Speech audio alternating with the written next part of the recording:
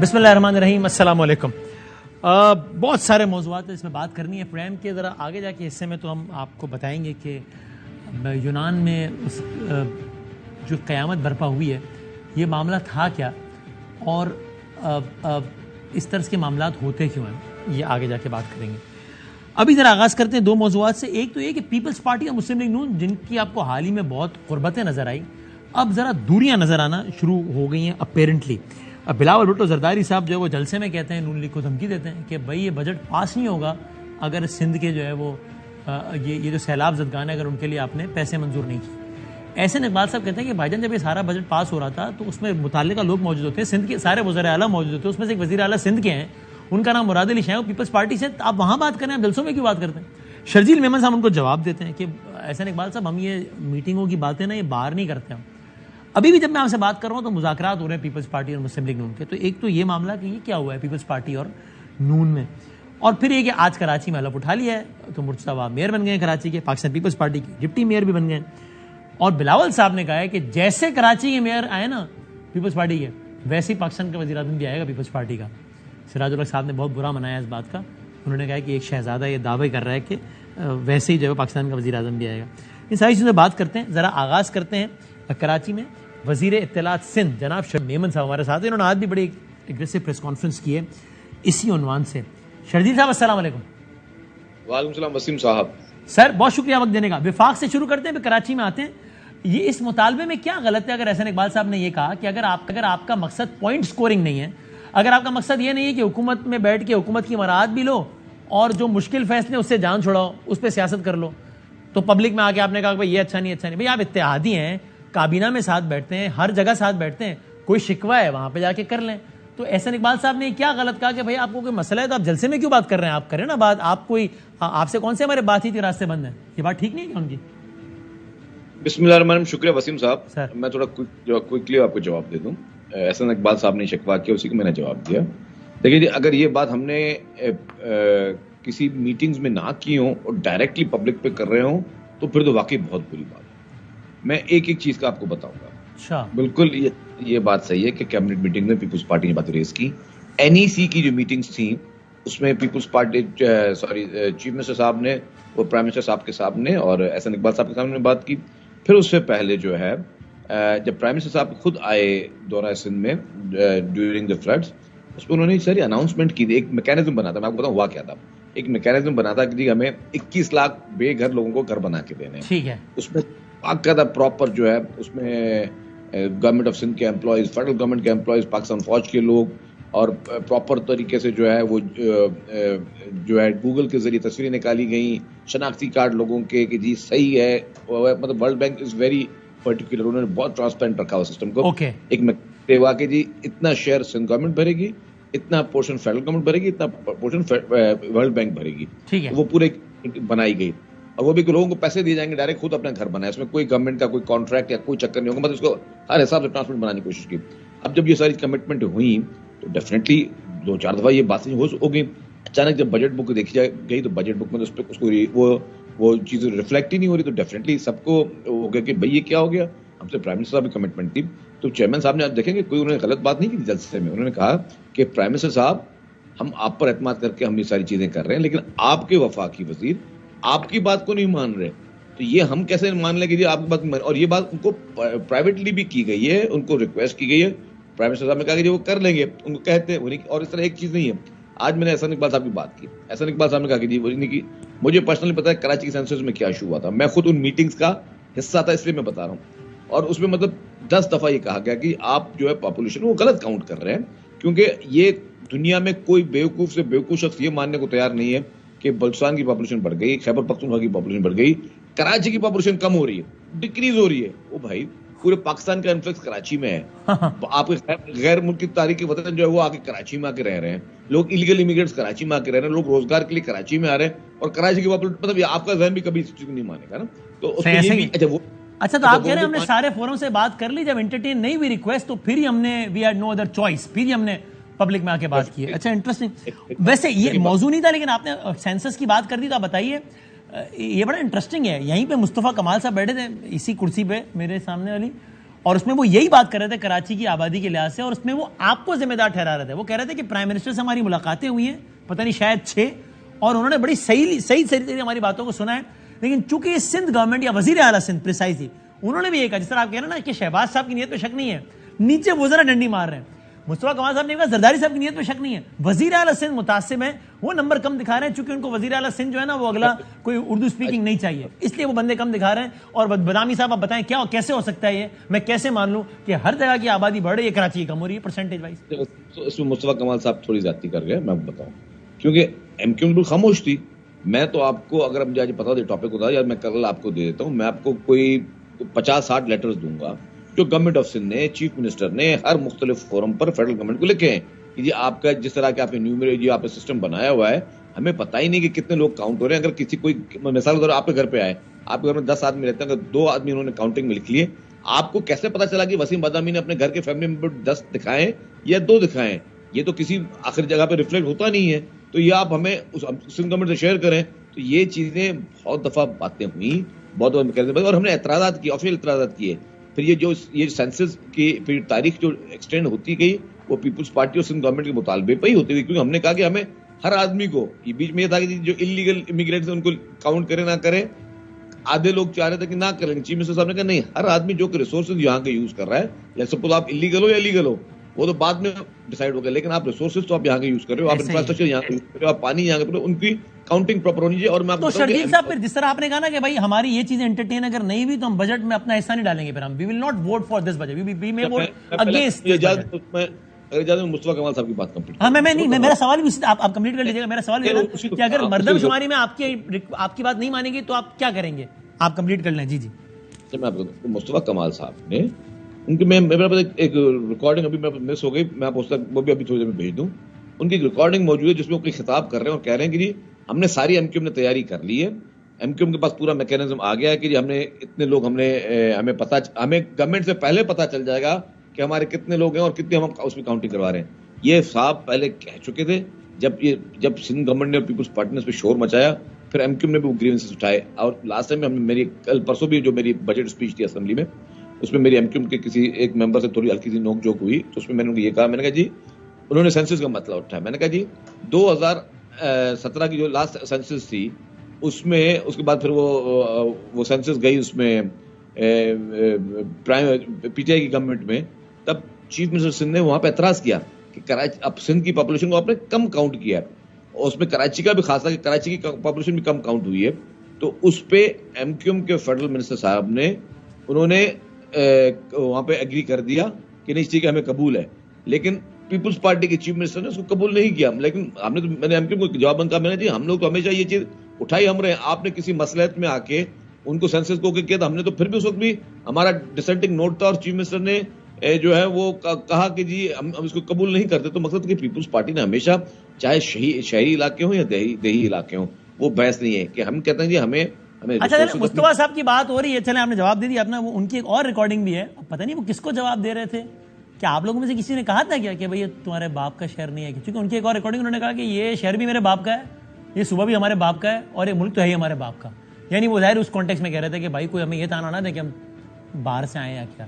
تو اتنی تلخی ہو گئی, مطلب یہ بھی یہ آج کون کا میں نے شارٹ دے گا. اچھا میں آپ کو بتاؤں تو یہ آپ میں کسی نے کہی تھی کوئی ایسی بات؟ آنیسٹلی میں نے نہیں دیکھا. آپ نے ریکارڈنگ کی بات کی تو میرے بجٹ اسپیچ میں یہ بات ہوئی تھی, میں آپ کو بتا رہا ہوں. کس نے کیا کہا تھا؟ ہاں, وہ ایم کیو ایم کے ایک نمائندے تھے جاوید حنیف صاحب, انہوں نے بہت ہی غیر مناسب قسم کی اسپیچ کی تھی, اور مطلب اس میں بہت زیادہ ایشوز سے تعصب بھری اسپیچ تھی آنیسٹلی اسپیکنگ, جس میں پھر اس کو اور ان کے اسپیچ کو کسی اور نے جو ہے پھر لائن کو ٹو نہیں کیا. مجھ سمیت ہر آدمی نے ان کی اسپیچ پہ اعتراض کیا, کیونکہ وہ بہت انلاجیکل قسم کی اسپیچ تھی کہ جی انہوں نے کہا تھا کہ جی یہاں سے افغانستان سے لوگ بھی کراچی میں آتے ہیں, اور پشاور سے لوگ بھی کراچی میں آتے ہیں, اور سندھ سے لوگ بھی کراچی میں آتے ہیں. میں نے کہا بھائی سندھ کراچی ہے, آپ کو یہ کہنے کی ضرورت نہیں ہے کہ جی سندھ کراچی نہیں ہے, یا سندھ سے لوگ کراچی. کبھی آپ نے سنا کہ جی پنجاب سے لوگ لاہور میں آتے ہیں؟ واٹ ڈو یو مین بھائی, وہ پورا Punjab is a part of Lahore is a part of Punjab, تو Karachi is a part of Sindh. تو اس طرح کی باتیں, اور پھر بھی بڑی بیوقوفی کی باتیں ان کی تھی کہ جی ریسورسز کی باتیں اور سب چیزیں. تو ایک ہی چیز میں ان کو تفصیلی بتایا گیا.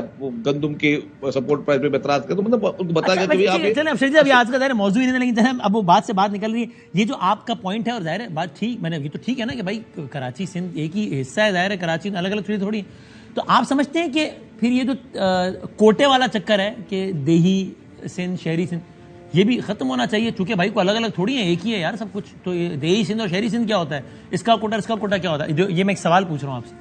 بالکل, میں اس کا بھی جواب دیتا ہوں آپ کو. دیکھیں جواب کیا ہے, اس کا جواب یہ ہے کہ آپ کے پاس کچھ ایریاز ہیں جہاں پہ آپ کے پاس ساری سروسز موجود ہیں, ساری فیسلٹیز موجود ہیں. آپ کے کچھ ایریاز ایسے ہیں جہاں پہ نہ وہ فیسلٹیز بنیادی ابھی تک آپ 75 سال میں نہیں دے سکے, کتنی بھی گورنمنٹس آئیں, کتنے بھی دور ہے, وہ چیز نہیں دے سکے. تو جو بیکورڈ ایریا ہوتا ہے, بیکورڈ ایریا کا خاص خیال رکھا جاتا ہے. آپ ٹیوشن کس کو پڑھاتے ہیں؟ اگر آپ کے گھر میں 2 بچے ہیں, ایک بچے کو سب سہولت ہے, کوئی سہولت نہیں, تو آپ ٹیوشن جو کمزور ہوگا اسی کو پڑھائیں گے. مطلب پنجاب میں ایسا نہیں ہے, اتنا فرق نہیں ہے دیہی اور شہری پنجاب میں, اسی لیے وہاں پر کوٹا نہیں ہے. یہاں پر ہے, سندھ میں ہے, چونکہ سندھ میں کچھ ایریا بہت بیکورڈ ہے اور کچھ نہیں ہے بیکورڈ. آپ نے اگر میں ڈیزرٹ کی بات کروں گا تو ڈیزرٹ ایریا میں ڈیفینیٹلی وہ سہولت تو نہیں ہے. ڈیزرٹ ایریا میں آج دن تک میں آپ کو بتا دوں, آپ چل کے دیکھ لیں کہ کتنے علاقوں میں تک بجلی ہی نہیں لگی ہے, کیونکہ وہ پاسبل نہیں کہ وہ اتنا اسکیٹرڈ ایریا ہے. 75 سال میں بیشتر حکومت پیپلز پارٹی کی رہی ہے, اس میں تو ذمہ دار کون ہوا اس کا؟ آپ 75 دیکھ لیں, 75 سال میں کتنا عرصہ پیپلز پارٹی کی گورنمنٹ رہی ہے, اور جتنا عرصہ پیپلز پارٹی گورنمنٹ رہی ہے. اگر میں ڈیزرٹ کی بات کروں تو ڈیزرٹ کو ابھی تک پیپلز پارٹی کہاں تک کامیاب بنا سکی ہے, وہ بھی دیکھ لیں. انفراسٹرکچر جتنا وہ بنا سکی ہے وہ بھی آپ دیکھ لیں. دیکھیں میں آپ کو بتاؤں کہ لیکن آپ کہہ رہے ہیں نا کہ اتنا تو ہرگز نہیں بنا سکے کہ ہم ایک لیول پہ لا سکیں, اور پورے پاکستان میں ایسی کوئی اور مثال نہیں ہے نا. ورنہ آپ مثال کے طور پہ کہیں کہ یار پنجاب میں بھی, لاہور اور انٹیریئر پنجاب میں بہت فرق ہے, اس لیے وہاں پر بھی کوٹا ہونا چاہیے. وہاں تو نہیں ہے, صرف یہیں پر ہے. اور آپ اس کی لاجک یہ دے رہے ہیں کہ بھائی کچھ ایریا بہت بیکورڈ ہے تو ہونا چاہیے. بیکورڈ میں جب آپ کو سہولت نہیں ہوگی, اس طرح کی کوالٹی ٹیچرز نہیں ہوں گے, یا وہاں پہ اس طرح کی فیسلٹیز نہیں ہوتی ہیں, تو ڈیفینیٹلی تبھی فیسلٹیز نہ دینے کا ذمہ دار کون ہے؟ پورا آپ کا دیکھیں, آپ کو اتنے 75 سال میں جن کے بھی ادوار رہے, پیپلز پارٹی نے تو ہمیشہ فیسلٹی دینے کی کوشش کی ہے نا. آپ دیکھیں کہ آپ ایک کام کر لیں, ایک اسیس کر لیں کہ اس 75 سال میں جتنا سا پیپلز پارٹی گورنمنٹ رہی تو ان دیہی علاقوں میں کتنی ترقی ہوئی ہے, اور اس سے جب پیپلز پارٹی جتنی بھی ہوئی اتنی تو نہیں ہو سکی نا کہ ہم برابر کھڑا کر سکیں. یعنی ایک تو ظاہر ہے پوری دنیا میں شہری علاقوں اور دیہی علاقوں میں ایک تو بنیادی فرق ہوتا ہے, وہ تو پوری دنیا میں ہوتا ہے, لیکن اتنا فرق ہے جس کی وجہ سے کوٹے الگ کرنا پڑے, یہ تو معاملہ خالی سندھ میں ہے نا. میں آپ کو بتاتا ہوں, میں بتانے کی کوشش کرتا ہوں. فرق یہ پڑا کہ پورے پاکستان کی بجلی نکالنے کے لیے تھرکول کے لیے billions of rupees Sindh government نے خرچ کیے, جو کہ بجلی سندھ گورنمنٹ کے پاس نہیں آنی ہے, وہ بجلی پاکستان کے گرڈ میں جانی ہے, فیڈرل گورنمنٹ کے گرڈ میں جانی ہے. لیکن وہ کام کون کر رہا ہے؟ پاکستان پیپلز پارٹی سندھ حکومت کرے. اسی طریقے سے اگر آج لنگس اور لیور کا مفت علاج پورے پاکستان کے پیشنٹس کا ہو رہا ہے تو وہ خیرپور گمبٹ میں ہو رہا ہے.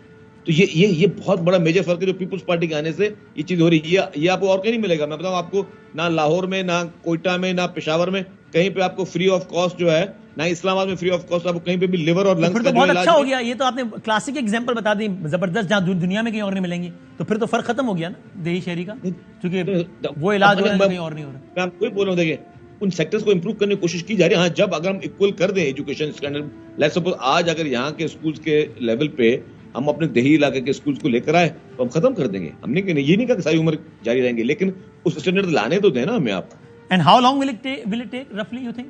کر رہے ہیں ابھی ایجوکیشن ڈپارٹمنٹ کام کر رہا ہے, ابھی انگلش میڈیم اسکول اسٹارٹ کر رہا ہے. لیکن وہاں پہ وہ سہولت پہنچانے کی کوشش ہو رہی ہے, وہاں پہ وہ انفراسٹرکچر کو پہنچانے کی کوشش ہو رہی ہے. اور میں آپ کو بتا رہا ہوں سیریسلی, آپ ایک سروے کر لیں, لٹرلی مجھے بھی چھوڑ دیں نا, آپ اپنی طرف سے ایک سروے کر لیں کہ پیپلز پارٹی کی حکومت میں ہونے سے سندھ کو کے دیہی علاقوں کو اور شہری علاقوں کو کیا فائدہ ہوا, اور نہیں تھے تو کیا فائدہ. میں آج آپ کو بتاؤں, کراچی ہے نا شہری علاقہ ہے, ٹھیک ہے, مطلب, اور ہمیں الحمدللہ اس بار پیپلز پارٹی کا میئر بھی آ گیا.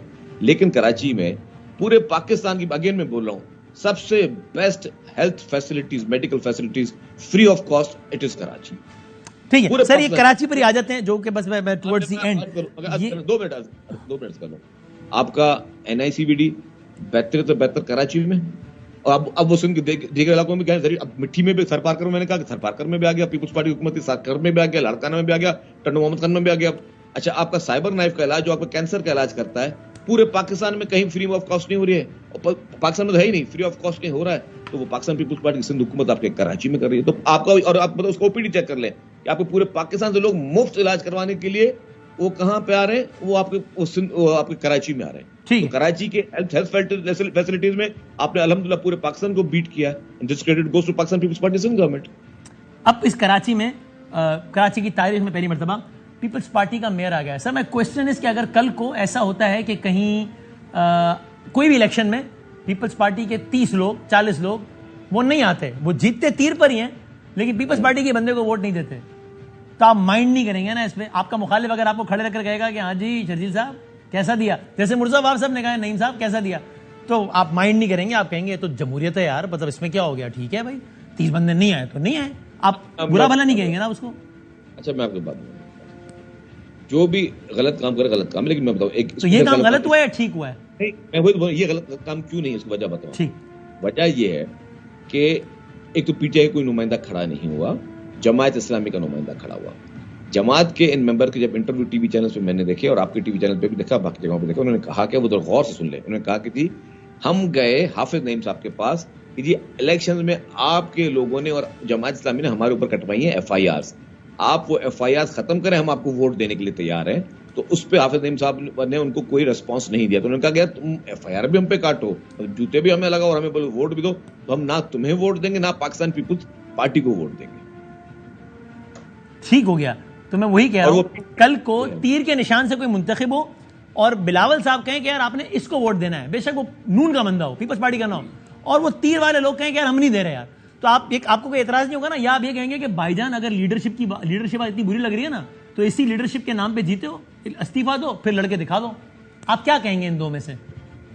بالکل بھی میں سمجھتا ہوں, دیکھیں ایک تو یہ کہ ان کا اپنا نمائندہ نہیں تھا, اور اگر مجھے peoples party Naeem ur Rehman P T I کے نمائندے تھے نا, پی ٹی آئی کے رکن نہیں ہے وہ, لیکن پی ٹی آئی کے ہی نمائندے تھے, وہ پی ٹی آئی اور جماعت اسلامی کے نمائندے تھے. وہ پی ٹی آئی نمائندے نہیں تھے, نمائندے تھے وہ جماعت اسلامی. جس طرح سینٹ میں صادق چندرانی کے منتخب ہونے پہ جے بھٹو کے نعرے لگائے, حالانکہ پیپلز پارٹی کے تھوڑی ہیں, وہ آپ کے نمائندے تھے نا. لیکن دیکھیں ہمارے نمائندے بھلے ہو, لیکن اگر کسی نے ووٹ نہیں دیا ہے تو وہ ان کی پارٹی جانے نا, پی ٹی آئی کو چاہیے کہ وہ ان پہ ایکشن لے.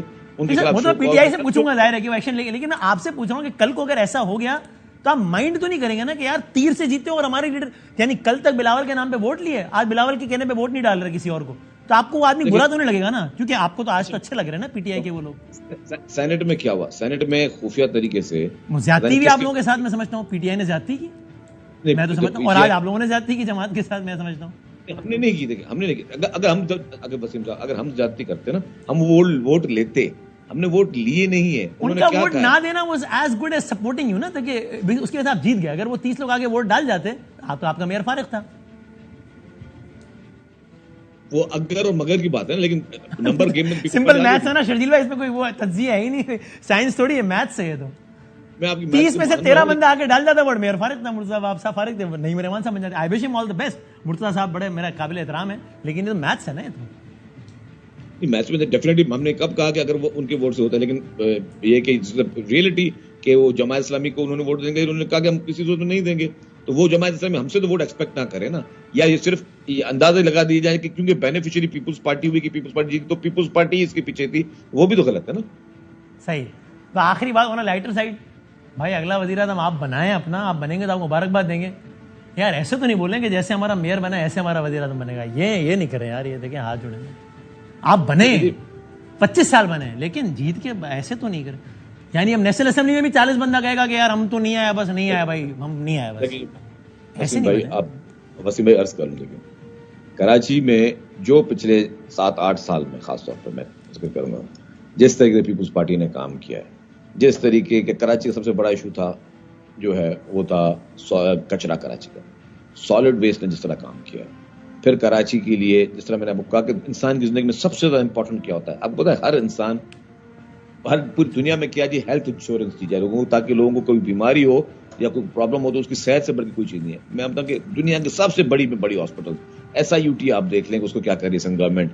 پھر آپ دیکھ لیں کہ جی یہ انڈس کو کتنے پیسے دے رہی ہے, انفیکشن ڈیزیز ہر جگہ پہ, مطلب پیپلز پارٹی نے جس طرح پاکستان میں نے کہا کہ آپ کو کراچی از لکیسٹ کہ سب سے بہتر ہیلتھ فیسلٹیز کراچی میں اور فری آف کاسٹ, اور پورے پاکستان کے لوگ آ کے مطلب گورنمنٹ آف سندھ کے پیسے, لیکن الحمدللہ پورا پاکستان موسٹ ویلکم, پورے پاکستان کے لوگ آگے فری میں علاج کروا کے جا رہے ہیں. اس وجہ سے 30 لوگ نہیں آئے تھے کیا اسی طریقے سے ایئرپورٹ کے پروجیکٹس, BRT لائنز بن کراچی میں, BRT لائنز بن رہی ہیں, ریڈ لائن بن رہی ہے, یلو لائن شروع ہو رہی ہے, اورنج لائن کمپلیٹ ہو چکی ہے, گرین لائن کمپلیٹ ہو چکی ہے, جتنے بڑے بڑے میگا پروجیکٹس, EV بسز آپ کے پاس پہلے آ رہی ہیں, پنک بسز خواتین کے لیے پورے پاکستان میں کہیں پہ نہیں, سب کے پاس سب سے پہلے آپ کے پاس آئے. تو جس طرح ہر طریقے سے کام ہو رہا ہے, تو کراچی کے لوگ میرٹ پہ ووٹ دے رہے ہیں پیپلز پارٹی کو. تو میں کہہ رہا ہوں کہ چیئرمین صاحب نے مجھے کہا کہ جس طرح کراچی میں لوگوں نے رسپانس دیا ہے, اس طرح اگلی الیکشن میں پورے پاکستان سے لوگ جو ہے وہ رسپانس انشاءاللہ تعالیٰ پاکستان پیپلز پارٹی کو دیں گے, اور انشاءاللہ تعالیٰ وزیر اعظم پاکستان پیپلز پارٹی کے چیئرمین بلاول بھٹو زرداری صاحب ہوں گے, اگلے وزیر اعظم بلاول. تھینک یو سر, بہت شکریہ.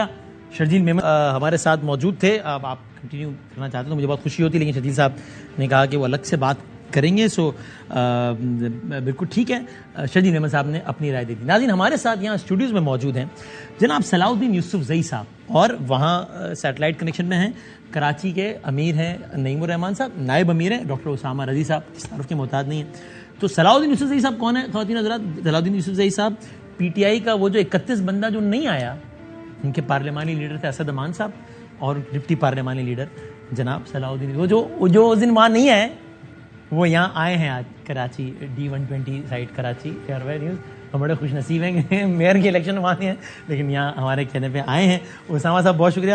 صلاح صاحب بہت شکریہ. السلام علیکم. وعلیکم السلام. خیریت سے آپ ٹھیک ٹھاک؟ الحمدللہ. بہت شکریہ, آپ نے وقت نکالا. آپ نے ہمیں بلایا, شکریہ آپ کا. ہم موقع دیں گے ضرور جب آپ بلائیں گے. Thank you sir. بلایا تو آپ کو آپ کی پارٹی نے بھی تھا, آپ گئے نہیں, وہ ہار گئے آپ کی پارٹی میں. ہاں, یہ آج اسامہ صاحب خوش ہوتے اگر آپ اس دن آ جاتے تو, وہ آپ آئے نہیں. خیریت کیوں نہیں ہے؟ ہاں ضرور. آپ کا سوال بہت ویلڈ ہے کہ معصومانہ سوال ہے. اگر بالکل آپ کے معصومانہ سوالات تو بہت مشہور ہیں. اگر اس دن ہم آتے تو ضرور فائدہ جماعت اسلامی کا ہوتا, لیکن اس شہر کا بھی فائدہ ہوتا. ہم اس دن نہیں آئے تو سب کو پتہ ہے کہ اس وقت کراچی کے اندر جو پاکستان تحریک انصاف کی جتنی لیڈرشپ ہے, کون موجود ہے کراچی کے اندر؟ پاکستان تحریک انصاف کے سینئر اسمبلی کے اندر جو ہمارے اپوزیشن لیڈر صاحب ہیں وہ کیا کراچی موجود ہیں؟ پارلیمانی لیڈر کیا وہ موجود ہیں؟ فردوس صاحب اندر ہیں, حلیم صاحب غائب ہیں, علی زید زیدی صاحب چھوڑ گئے, عمران صاحب چلے گئے, کوئی بھی نہیں ہے. اکرم چیمہ صاحب اریسٹ ہے. تو جو پاکستان تحریک انصاف کے لیے حالات بنائے گئے, اس حالات کے اندر پاکستان تحریک انصاف کے کتنے سارے ورکرز گرفتار ہیں, کتنے سارے ورکر رپوش ہیں, اور کتنے سارے ورکر اس دن اپنی اویلیبلٹی نہیں دے سکے. یعنی آپ کیوں نہیں دے سکے اویلیبلٹی؟ سمجھا نہیں.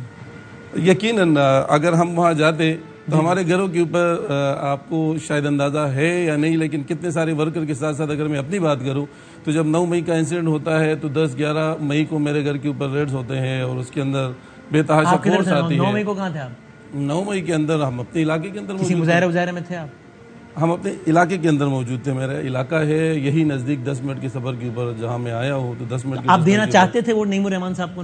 ابھی نعیم الرحمان بہتر کینڈیڈیٹ ہے بالکل, مرتضی وہاب سے بہتر ہے. مرتضی وہاب بھی بہتر ہو سکتے ہیں, حافظ نعیم بھی بہتر ہو سکتے ہیں. اس کی وجہ یہ ہے کہ میں بھی بہتر ہو سکتا ہوں, آپ بھی ہوتے ہیں زیادہ بہتر کون ہے؟ میں اس لیے کہہ رہا ہوں کہ اگر پاکستان تحریک انصاف کے میئر کا کینڈیڈیٹ موجود ہوتا تو شاید ان دونوں سے بہتر ہوتا. آپ کو ووٹ بلے پہ ملا نا, آپ چیئرمین 100%. تو بلے کے جو سربراہ ہیں, جی جی, یعنی کہ چیئرمین پی ٹی آئی, جی جی, انہوں نے کہا تھا نعیم الرحمان صاحب کو ووٹ دیں. انہوں نے ایک جو ٹویٹ کیا تھا اس کے اندر لکھا تھا موجودہ حالات کے اندر حافظ نعیم الرحمان بہترین کینڈیڈیٹ موجودہ حالات کے اندر. تو جو حالات بنائے گئے اس حالات کے اندر ہم چاہتے تھے کہ کاش اگر وہ حالات نہ ہوتے اور پاکستان تحریک انصاف کا اپنا امیدوار ہوتا, میئر کا اور ڈپٹی میئر کا اپنا امیدوار تو ہوتا, آپ دے دیتے ووٹ. تو اس کے اندر اگر حالات بہتر ہوتے, اگر حالات بہتر ہوتے تو 100% ہم ووٹ دیتے. حالات بہتر نہ ہوتے تو پھر ان کا کوئی اور پی ٹی آئی کا کینڈیڈیٹ بھی ہوتا تو بھی شاید ووٹ نہ دیتے, اگر حالات ایسے ہی ہوتے. بالکل ایسا ہی ہے. بالکل. تو آپ یہ الیکشن کس دن تھا؟ 15 جون کو نا. جی. تو 15 جون کو آپ جب یہ ووٹنگ ہو رہی تھی جی, تو میں تو ٹی وی پہ دیکھ رہا تھا, تو آپ بھی ٹی وی پہ دیکھ رہے تھے؟ 100% ٹی وی. تو آپ اپنے گھر پہ تھے اس دن؟ نہیں, ہم ٹی وی پر نہیں, موبائل کے اوپر دیکھ رہے تھے ضرور. اچھا, ٹی وی میسر نہیں تھا؟ نہیں, ٹی وی ضروری نہیں ہے, آج کل سوشل میڈیا کا دور ہے, تمام لوگ موبائل کے اوپر ہی اپنا ٹی وی دیکھ رہے ہوتے ہیں. تو آپ لوگ سارے 31 لوگ نہیں آئے, وہ سارے ایک جگہ بیٹھ کے دیکھ رہے تھے؟ نہیں, میں انفرادی اپنی بات کروں گا کہ آپ کے ساتھ کتنے لوگ تھے اس دن؟ میرے ساتھ کوئی نہیں تھی, میں اکیلا اپنا ہی دیکھ رہا تھا. اچھا, آپ 31 لوگوں کی آپس میں کوارڈینیشن تھی کہ ہم نے نہیں جانا ہے؟ 31 لوگ اس سے پہلے ضرور بات ہوئی تھی. میرے حافظ نعیم صاحب کے ساتھ بھی ملاقات ہوئی تھی ادارہ نورحق کے اندر, اور جماعت اسلامی کے ضلعی امیر ہے, ضلعی امیر مدثر انصاری صاحب, ان کے ساتھ بھی بات ہوئی تھی, اور ان کے ساتھ ہماری انڈرسٹینڈنگ چل رہی تھی کہ یقیناً ہم نے جماعت اسلامی کو سپورٹ کرنے پارٹی ہدایت کے مطابق. لیکن ان سب کے ساتھ میں نے کب کی بات ہے؟ یہ الیکشن سے شاید 4 دن پہلے, یعنی 11 جون. 11 جون تک آپ کی نیت تھی کہ میں ووٹ دوں گا نعیم الرحمان صاحب کو. یہ نیت خراب, مطلب بدلی کب؟ یہ نیت آج بھی ہے, اس دن بھی ہم نیت آج بھی ہے, کل بھی رہے گی. پارٹی لیڈرشپ دیکھو, عمران خان کے ساتھ ہم کھڑے تھے اور ان کی ہدایات کو ہم فالو کرتے رہیں گے. آج بھی کھڑے ہیں ہم, عمران خان صاحب کے سپاہی ہے اور رہیں گے انشاءاللہ. تو اس دن کیوں نہیں کھڑے تھے 15 جون کو جب عمل کرنے کا وقت تھا؟ یہ جو میں آپ سے یہ نادا گر گیا سجدے میں جب وقت قیام آیا. پاکستان تحریک انصاف کی جتنے بھی لیڈرشپ ہے ہم تو ورکر ہے, ادنا سے ورکر ہے. لیڈرشپ جب اویلیبل نہیں ہے کراچی کے اندر تو ہم کیسے, یعنی کہ آپ ایک کمزور آدمی کے اوپر اتنا بڑا بوجھ آپ کہنے میں مجبور تھے, میں کیا کروں, آسان الفاظ میں ہے نا. بالکل ایسا لے سکتے ہیں آپ. اور 31 لوگوں کا یہی احوال ہے. 31 لوگوں کی صورتحال یہی ہے کہ وہ پاکستان تحریک انصاف کی لیڈرشپ کے کہنے اوپر ضرور ووٹ. ابھی ہمیں ایک شوکاز نوٹس بھی جاری کیا گیا ہے, پارٹی نے جاری کیا اور اس شوکاز کا ہم بھرپور جواب دیں گے. اور ہم آپ کے چینل کے توسط سے بتانا چاہتے ہیں کہ انشاءاللہ تعالی ہم اپنی لیڈرشپ کے ساتھ اپنے کڑے ہیں انشاءاللہ, اور بالکل کڑے رہیں گے. آپ پتہ نہیں لیڈرشپ آپ کے ساتھ کھڑی ہے یا نہیں کھڑی ہے, تو یہ بالکل لیڈرشپ کو ہم اپنی وضاحت دیں گے. اور لیڈرشپ مطمئن نہیں ہوتی تو ہمیں جو ووٹ ملا تھا وہ عمران خان کی وجہ سے ملا تھا, ہماری اپنی کوئی حیثیت نہیں تھی. تو اگر عمران خان بالکل اگر ریزائن مانگتے ہم سے تو ہم پورے ریزائن بالکل. اچھا میں آتا ہوں دوبارہ. یہ اسامہ صاحب السلام علیکم. اسامہ صاحب مجھے آواز آ رہی؟ سر بہت شکریہ وقت دینے کا اسامہ صاحب. جی وسیم آواز آ رہی. اچھا اب یہ جو آپ نے بات سنی صلاح الدین صاحب کی, تو اس کے بعد آپ کیا کہیے گا؟ آپ یہ کہیے گا کہ یار میری ہمدردیاں آپ کے ساتھ ہے, کہ آپ تو خود کہہ رہے ہو کہ آپ مجبور تھے تو میں کیا بولوں, یا آپ کا ان سے احتجاج ہے کہ یار مطلب کھڑے رہتے ہیں نا یار, ایسی بھی کیا بات, کیا آپ کا موقف جاننا چاہتا ہوں. نہیں سلیم, میں تو تمام سیاسی کارکنان کو, خاص طور پہ پی ٹی آئی کے کارکنان کو سلام پیش کرتا ہوں جو اس دن آئے اور جنہوں نے وہاں پہ استقامت کے ساتھ اپنی رائے کا اظہار کیا. اور میں ان تمام ساتھیوں کو جو نہیں آ سکے, میں ان کی مجبوریوں کو سمجھتا ہوں. ان کے اوپر جو پریشرز تھے ہمارے جیسا, انہوں نے بھی آپ کو بتایا, نہیں جو پریشرز ہیں وہ قابل مذمت ہیں. جن لوگوں نے یہ ہتھ کنڈے استعمال کیے, جن لوگوں نے اس جمہوریت کو ہرایا اور ایک بہترین انتقام لیا اس جمہوریت کے ذریعے اس شہر سے, اور ایک نئی تاریخ روشن باب رقم کیا ہے, وہ قابل مذمت ہے. جمہوریت کا حسن یہی ہے کہ لوگوں کو, منتخب نمائندوں کو اغوا کر لیا جائے, ان بیچاروں پر اتنے پریشرز ڈالے جائیں اور پھر وہ کئی دنوں اور وہ کچھ کہہ بھی نہ سکیں. وسیم مزے کی بات یہ ہے کہ اس پورے عرصے میں پیپلز پارٹی کے عہدیدار اظہار بھی مشکل ہے, فارورڈ بلاک بن چپ رہ بھی نہیں سکتے, مجبور ہیں فلاں کچھ کہہ بھی نہیں سکتے. لیکن یہ ایک بڑی دلچسپ صورتحال بن رہی ہے نا یہ اسامہ بھائی, وہ یہ اسامہ صاحب کہ اب یہ دیکھیں جو کہہ رہے ہیں وہ تو آپ نے سن لیا. اس کا مطلب یہ, ابھی میں ان سے پوچھتا بھی ہوں, لیکن اس کا مطلب یہ کہ it is not hard to guess کہ جب یہ ایوان میں واپس آئیں گے, کبھی تو واپس آئیں گے نا, تو مجھے ایسا لگتا ہے کہ یہ بیٹھیں گے اپوزیشن بینچز میں. یہ پہلے میں ان سے پوچھتا ہوں, آپ ایسے ہی آپ مرتضیٰ عواف صاحب کے ساتھ ٹریجری بینچز سے بیٹھیں گے یا نعیم بھائی کے ساتھ اپوزیشن بینچز سے بیٹھیں گے؟ ٹریجری بینچز میں آپ کا کام کیا ہے؟ حافظ نعیم کے ساتھ آپ اپوزیشن میں بیٹھیں گے تقریباً سارے ہی 100% انشاءاللہ. اچھا اب جب آپ سارے یہاں بیٹھ جائیں گے تو پھر ایوان میں اکثریت آپ لوگوں کی ہو جائے گی, تو پھر تو آپ تحریک عدم اعتماد لا کے مرتضیٰ عواف صاحب کو اڑا سکتے ہیں اگلے دن, یعنی کہ پروسیس شروع کر سکتے ہیں. وہ تو حافظ نعیم کے اوپر ہے, تحریک عدم اعتماد کا مجھے نہیں پتا کہ کیا طریقہ کار ہے. یہ ان سے پوچھتا ہوں اسامہ صاحب, ضرور پوچھے اسامہ صاحب. وہ ہے نا جب بھائی جمہوری, اب آج مشاعرہ ہی ہو گیا, جمہوریت ایک طرز حکومت ہے کہ جس میں بندوں کو گنا کرتے ہیں, توڑا نہیں کرتے. اب جب یہ سارے 31 اس دن نہیں آئے تو ڈس بیلنس ہو گیا سارا. کل ہی 31 آ جائیں اور بیٹھ جائیں آپ کی صفوں میں, تو پھر آپ اکثریت میں ہو جائیں گے اور مرتضیٰ عواف اقلیت میں ہو جائیں گے, تو آپ تو تحریک عدم اعتماد موو کر سکتے ہیں اور ہٹا سکتے ہیں ان کو. بالکل ایسا ہوگا, یہ نوشتہ دیوار ہے. اور اس کے علاوہ بھی میں کہہ رہا ہوں وسیم, بات یہ ہے کہ آپ بجٹ کیسے منظور کریں گے, آپ ایوان میں قرارداد کیسے منظور کریں گے, آپ اس کو ایک لیڈر آف دی ہاؤس کے طور پہ چلائیں گے کیسے؟ آپ تو اقلیت میں, جینوینلی اقلیت میں, تو اس طرح سے تو یہ ایوان چلے گا بھی نہیں. بالکل لائیں گے. ایک جمہوری طریقہ ہے, ایک ناجائز میئر اس شہر کے اوپر اگر اس طرح سے مسلط کیا جائے گا, مینڈیٹ پر ڈاکہ ڈال کے مسلط کیا جائے گا, تو اس کی آپ کوئی نہ کوئی تو اس کی نجات حاصل کرنے کی کوشش کریں گے آپ اس کے لیے. اب اگر کل کو انہوں نے کہا کہ چلیں بھائی جان 15 جون کو تو آپ لوگوں نے ووٹ نہیں دیا, اب ہم تحریک عدم اعتماد لاتے ہیں اور ان کے خلاف ووٹ دیں مرتضیٰ عواف صاحب کے ساتھ تاکہ یہ ہٹ جائیں, تو پھر آپ دیں گے ووٹ یا پھر آپ کہیں گے کہ بدنامی بھائی ابھی حالات یہ ویلڈ کوسچن ہے, اور آج میڈیا کے اوپر یہ بات ہو رہی ہے, کل خدا نخواستہ کوئی اور سچویشن بنتی ہے تاکہ پھر مورد الزام ہمیں نہ ٹھہرایا جائے. پہلے بھی انہوں نے جو کیا تھا, قائد کے ساتھ رابطہ کیا تھا, چیئرمین عمران خان صاحب کے ساتھ رابطہ کیا تھا. ہم نے وجہ پیش کی تھی کہ کراچی قیادت کے اوپر ضرور جو حالات بنے تھے, کراچی کی کسی قیادت کے ساتھ ہمارے تمام چیئرمین کی کوئی میٹنگ نہیں ہوئی. ہم بارہا کہتے رہے کہ ایک میٹنگ کال کی جائے اور اس کے اندر اسامہ رضی صاحب بھی یقیناً اس کے ساتھ اتفاق کریں گے کہ جمہوریت کے اندر جمہور کی آرا ہوتی ہے اور تمام منتخب چیئرمینوں کو اکٹھا کر کے ان کی بھی رائے لی جائے, پھر جو قیادت کا فیصلہ ہوگا وہ ہمارا ہی فیصلہ ہوگا. لیکن 15 تاریخ کو جو فیصلہ تھا اس پہ تو عمل نہیں کر سکے نا, نہیں کر سکے. اس کے بعد میں کہتا ہوں اب اگر لیڈرشپ کی طرف جاتے ہیں اور لیڈرشپ رجوع کرتی ہے تو ہم اپنی لیڈرشپ کے ساتھ ضرور اس بات کے اوپر بیٹھیں گے اور پھر متفقہ فیصلہ جو بھی آئے گا آپ کے سامنے عمل کریں گے. جو قیادت فیصلہ کرے گی اس کے اوپر 100% عمل کریں گے. ایک آپس کی بات تو بتائیں, یہ پریشر چلا ہے یعنی ڈنڈا چلا ہے, اب پیسے کیا ہے؟ پیسہ تو خیر میں انفرادی طور پر نہیں, اجتماعی طور پر یقیناً مجھے اپنے تمام ساتھی کے اوپر یہ یقین ہے پیسہ بالکل نہیں چلا ہوگا. ضمیر خریدنے والوں تو خیر اس سیاست کے اندر چلتا رہا ہے. ریسنٹلی ہم نے سینٹ کے اندر بھی دیکھا اور مختلف ابھی بھی ہمارا پاکستان تحریک انصاف کا وہ اسمبلی کے اندر راجہ ریاض صاحب جیسے کردار موجود ہیں. تو ان چیزوں کی طرف نہ وہ ہمارے آئیڈیل تھے نہ ہمارے آئیڈیل ہے. عمران خان صاحب ہمارے آئیڈیل ہیں. پیسہ تو نہیں چلا, بالکل نہیں چلا. میں نے آپ کو 2 آپشن دی, اس میں سے آپ نے کہا کہ پیسہ تو نہیں چلا. بھائی سوال ہی نہیں پیدا ہوتا. ایک آپشن رہ گیا. ایک آپشن رہ گیا تو اس کے اوپر بھی میں آپ کو بتاتا چلو کہ وہ صرف پریشر ہمارے اوپر نہیں ہے, وہ پورے پاکستان کے جتنے بھی پاکستان تحریک انصاف کے ورکر ہیں ان کے اوپر ہے. پیپلز پارٹی والوں نے دھمکیاں دی آپ لوگ کو؟ کوئی دھمکی نہیں. تو پریشر کیسا ہے؟ میں نے کب کہا کہ یار وہ دھمکی دیں گے تو پریشر آئے گا ہمارے. پریشر خود ہی فیل ہو گیا کہ آپ کو بیٹھے بیٹھے کچھ ہوا ہوگا, پریشر فیل ہوگا نا. نہیں, آپ کو پاکستان کے تمام عدالتوں کے اندر کون کڑے ہوئے نظر آ رہے ہیں, تمام جیلوں کے اندر کون موجود ہے. اچھا, آپ نے حالات کا جائزہ دیکھ کے کریک ڈاؤن کہاں ہو رہا ہے؟ پاکستان تحریک انصاف کے ورکر کے اوپر کریک ڈاؤن ہو رہا ہے. تو اسامہ صاحب پھر وہ جو بتا رہے ہیں تو پھر تو آپ اتنے خوش فہمی میں مبتلا نہ ہونا, بسط احترام کہ چونکہ مطلب ظاہر حالات تبدیل نہیں ہوں گے تو پھر ارادہ بھی تبدیل نہیں ہوگا. اسامہ صاحب نہیں, خوش فہمی اور غلط فہمی والا کوئی ایشو نہیں ہے, یہ تو ایک سیاسی عمل ہے. دیکھیے قبر کا حال مردہ ہی جانتا ہے. اس ملک میں اس وقت وسیم حبس وہ حبس ہے کہ لو کی دعا مانگتے ہیں لوگ. تو یہ ابھی سامنے آئے ہیں, یہ جتنا کہہ پاتے ہیں اس لیے کہ یہاں پہ صورتحال ایسی ہے کہ ایک سیاسی کارکن آزادی کے ساتھ, میں ان کی گفتگو سن رہا ہوں اور مجھے ایسا لگ رہا ہے کہ ایک سیاسی کارکن آزادی کے ساتھ اپنی رائے کا اظہار نہیں کر پا رہا, اس کے اوپر جتنے پریشرز ہیں وہ اس کو بیان نہیں کر پا رہا. اور جو آزادی رائے جس کو کہتے ہیں, آزادی جمہوریت جس کو کہتے ہیں, ایک منتخب نمائندے کی تکریم, اس کی عزت, اس کی ریسپیکٹ, اس کا تحفظ, یہ سب چیزیں اس وقت ہمارے سیاسی عمل میں نظر نہیں آ رہی ہیں. اس لیے یہ کھل کر جتنا آگے آئے ہیں, انہوں نے جتنی بات کی ہے, میں اتنی توقع نہیں کر رہا تھا. میں سمجھتا ہوں کہ انہوں نے بڑی حد تک سچویشن کو بتا دیا ہے اور اس کو ایکسپلین کر دیا ہے. ظاہر ہے کہ یہ وہ بہت ساری چیزیں یہ نہیں کہہ سکتے, اور یہ ابھی ایک ہی فرد سامنے آیا ہے. یہاں تو 30 لوگ ہیں. بدقسمتی کی بات یہ ہے کہ اس میں 2 خواتین بھی ہیں. ایسا جبر, ایسی صورتحال, میں یعنی اس کی ویڈیوز آ گئی ہیں کہ پولیس والے یعنی ڈبل گیئر اٹھا کر لے گئے ہیں.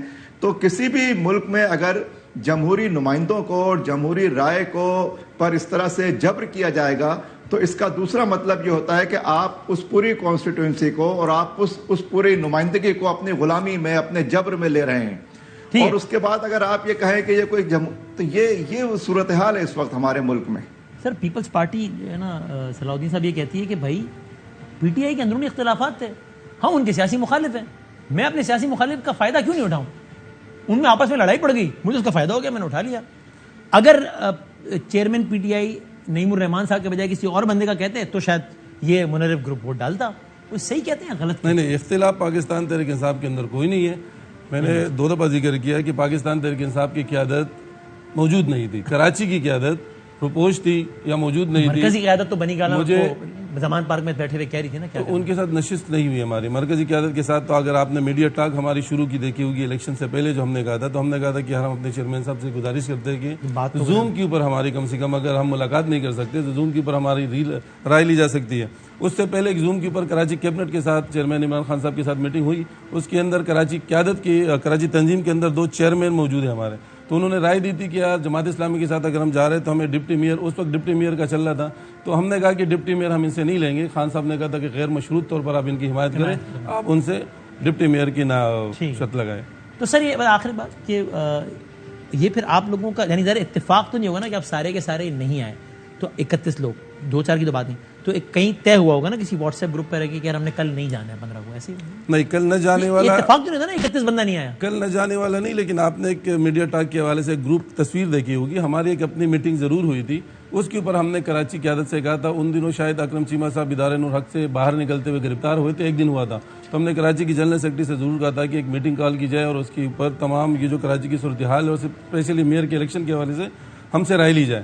تو وہ میٹنگ ممکن نہیں ہو سکی, اور اس کے بعد ہر چیئرمین کی اپنی رائے تھی کہ یقیناً الیکشن جب بھی آئے گا تو تمام ساتھی خود مختار ہے, اس کے اوپر جو اویلیبلٹی, اب جو ساتھی وہاں جا سکے, جو ووٹ کر سکے, جا سکے وہ جائے, تو نہ جا سکے سلام پیش کرتے ہیں ان کو جو جا سکے. اچھا آپ بھی سلام پیش کر رہے ہیں؟ بالکل جو گئے وہ بالکل بہترین کام کیا انہوں نے. ہم نہیں جا سکے, آپ سے نہیں ہو سکا بہترین کام, نہیں ہو سکا, جو گئے بہترین کام کیا انہوں نے.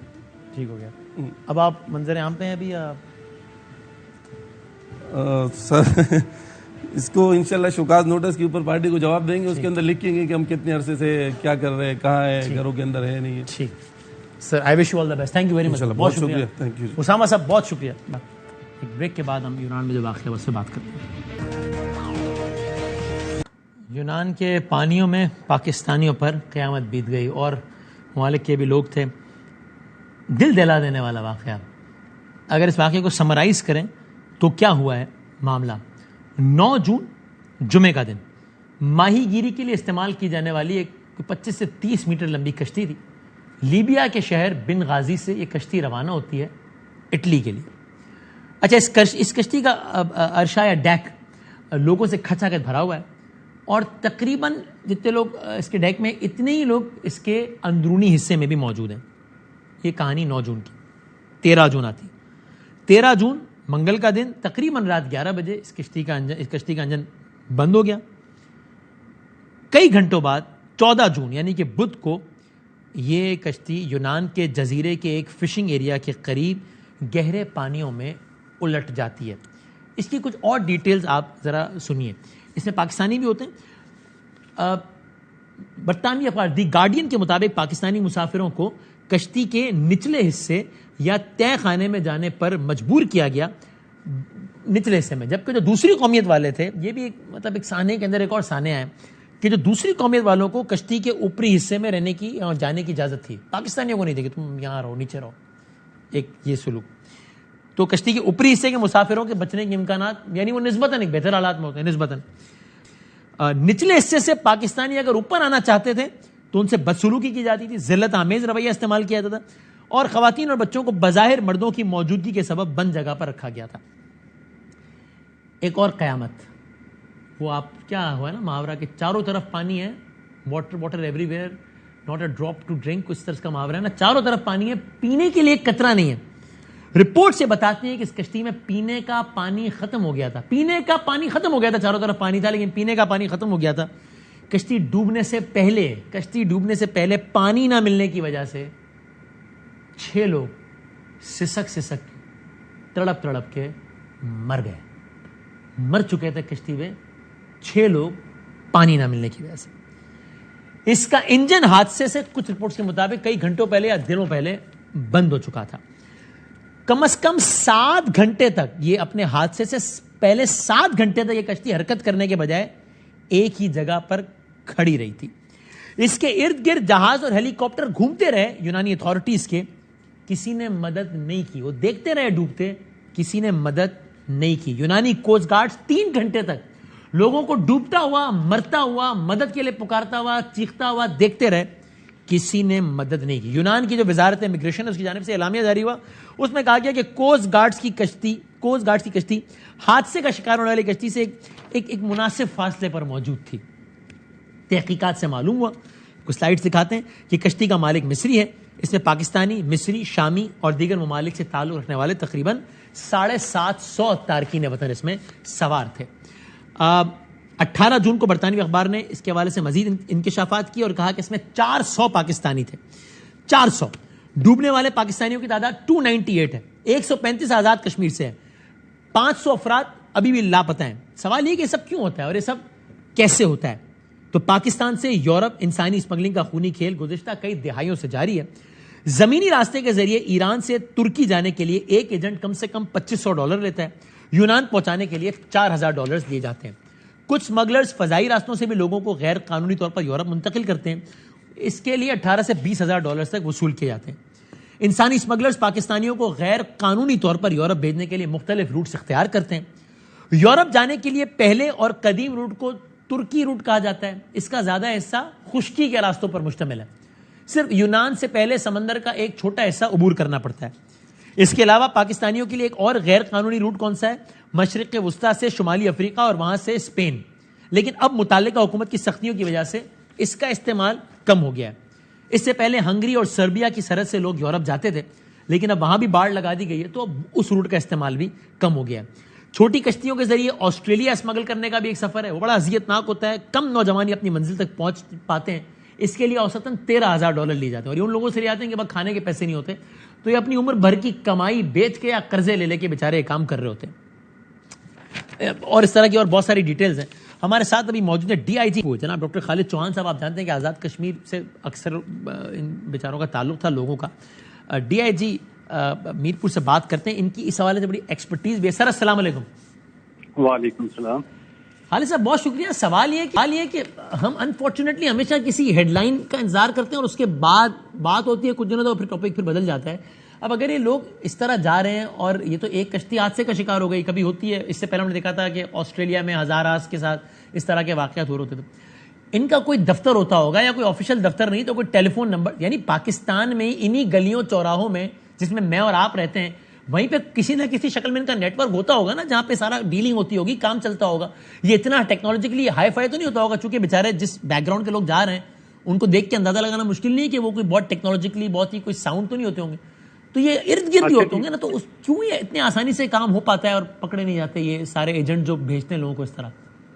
اچھا جی، ایک تو بازامی صاحب بہت بڑا سانیہ ہے یہ، اور it's a huge loss for the whole of Pakistan. ہمارے نوجوان لوگ جو ہیں اور جس میں کشمیر کے لوگ بھی ہیں، آزاد کشمیر کے لوگ ہیں، they have reportedly lost their lives, right. یہ جو آپ نے کہا نا جی، آسٹریلیا کا بھی ذکر کیا، وہاں پہ بھی پولیٹیکل سلوگن ہمیشہ سے رہا ہے کہ ٹرن دا بوٹس بیک، کہ اور جو پھر بعد میں انہوں نے فجی میں ایک آئی لینڈ کے اندر جو لوگ جاتے تھے انہیں وہاں پہ بسانا شروع کر دیا. یہ ایک پولیٹیکل ایون یونان کے حوالے سے بھی یہی ہے کہ جی جو لوگ انلیگل مائیگرنٹس آتے ہیں تو پھر کوسٹ گارڈ ہیں یا باقی ہیں وہ ریلکٹنٹلی ان کو اگر ریسیو کریں تو ریلکٹنٹلی ریسیو کرتے ہیں، بیکاز نو بڈی وانٹس کہ جی انلیگل طریقے سے کوئی بھی چاہے. جہاں تک آپ نے کہا نا یہ کہ جی کیا ہوتا ہے اور پہلے کیوں نہیں ہوتا اور اس میں کیا پروسیس کیا استعمال ہوتا ہے، تو اس کو سمجھنا بہت ضروری ہے کہ یہ کون لوگ ہوتے ہیں اور کیسے ہوتے ہیں. میں آج بھی گیا ہوا تھا کوٹلی اور میں ورسا سے ملا، لوگوں سے ملا کہ جن کے عزیزوں کا بچے جو ہے نا جنہوں نے probably they lost their life, تو اس سے کافی جو ہے نا انفارمیشن ملتی ہے. یہ جو بیلٹ ہے جس میں آزاد کشمیر کا علاقہ میرپور ڈویژن، میرپور بمبر کوٹلی، ساتھ اس کے گجرات پنجاب میں پھر منڈی باؤدین گجر خان، یہ سارا ایریا جہاں سے ٹریڈیشنلی بے شمار لوگ مائگریشن جو ہے نا اس کو مائگریشن بیلٹ آپ کہہ لیں. ٹھیک ہے. یو کے اندر بھی لوگ ہیں، امریکہ کے اندر بھی ہیں، گریس کے اندر بھی ہیں، یورپین یونین میں بھی ہیں. تو کسی بھی ملک میں آپ دیکھ لیں آپ کو اس علاقے کے لوگ ڈیفینیٹلی ہر صورت آپ کو ملیں گے. آبویسلی اس میں زیادہ تر لیگلی لوگ جاتے رہے ہیں. یو کے اندر 1 ملین سے زیادہ ہیں اور یہ ہمارے کیا کہتے ہیں ریمیٹنسز کا بھی اچھا خاصا ذریعہ ہے. اسی طرح عرب کنٹریز کے اندر بھی لوگ. لیکن ہوتا کیسے پروسیس؟ آپ نے کہا کہ آپ سمجھیں نا کیسے ہوتا ہے پروسیس کا؟ ظاہر ہے وہ ٹائم کنسٹرینٹ ہے کیونکہ اس میں لمبی بات تو نہیں کی جا سکتی، لیکن میں نے جو ابھی دیکھا ہے، آپ نے کہا جی آفس، تو اس کیس میں آفسز نہیں ہمیں ملے.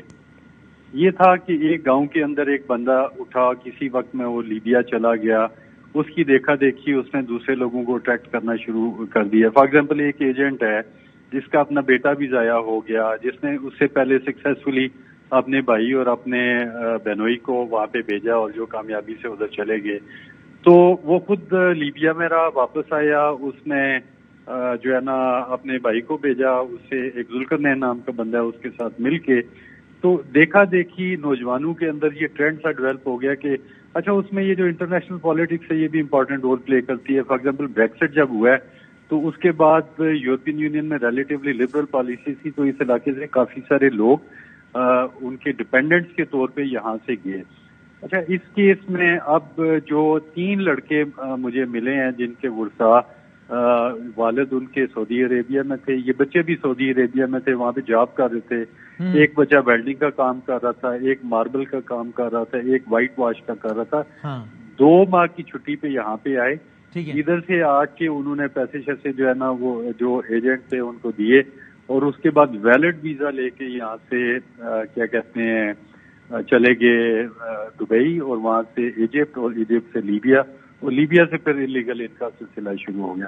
اب یہ جب کوئی کرائم کمیشن ہوتا ہے جب ہو جاتا ہے تو اس کے بعد ہی پرزمپشن کی بیس پہ جو ہے نا وہ کاروائی نہیں ہو سکتی. یا تو یہ ہونا کہ اچھا ایک تو یہ نا کہ بادامی صاحب ایک جو ہوتا ہے نا کہ جی ہیومن اسمگلنگ میں بظاہر یہ لگتا ہے کہ کسی کو فورسفلی کوئی اٹھا کے لے کے جا رہا ہے.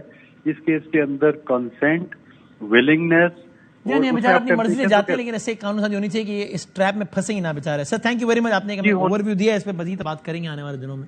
بہت شکریہ. ہم بریک کے بعد کنکلوڈ کرتے ہیں.